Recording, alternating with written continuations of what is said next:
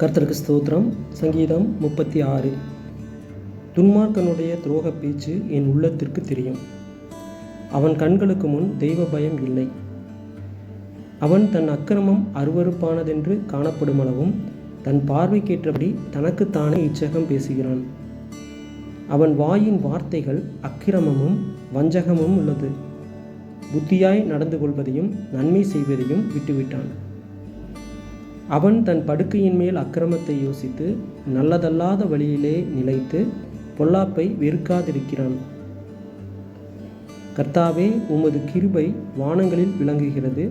உமது சத்தியம் மேக மண்டலங்கள் பரியந்தம் எட்டுகிறது. உமது நீதி மகத்தான பர்வதங்கள் போலவும் உமது நியாயங்கள் மகா ஆழமாகவும் இருக்கிறது. கர்த்தாவே, மனுஷரையும் மிருகங்களையும் காப்பாற்றுகிறீர். தேவனே, உம்முடைய கிருபை எவ்வளவு அருமையானது! அதனால் மனுபுத்திரர் உமது செட்டைகளின் நிழலிலே வந்தடைகிறார்கள். உமது ஆலயத்தில் உள்ள சம்பூரணத்தினால் திருப்தி அடைவார்கள். உமது பேரின்ப நதியினால் அவர்கள் தாகத்தை தீர்க்கிறீர். ஜீவ ஊற்று உம்மிடத்தில் இருக்கிறது. உம்முடைய வெளிச்சத்திலே வெளிச்சம் காண்கிறோம். உம்மை அறிந்தவர்கள் மேல் உமது கிருபையையும் செம்மையான இருதயம் உள்ளவர்கள் மேல் உமது நீதியையும் பாராட்டி அருளும். பெருமைக்காரரின் கால் என்மேல் வராமலும் துன்மார்க்கருடைய கை என்னை பற்கடியாமலும் இருப்பதாக.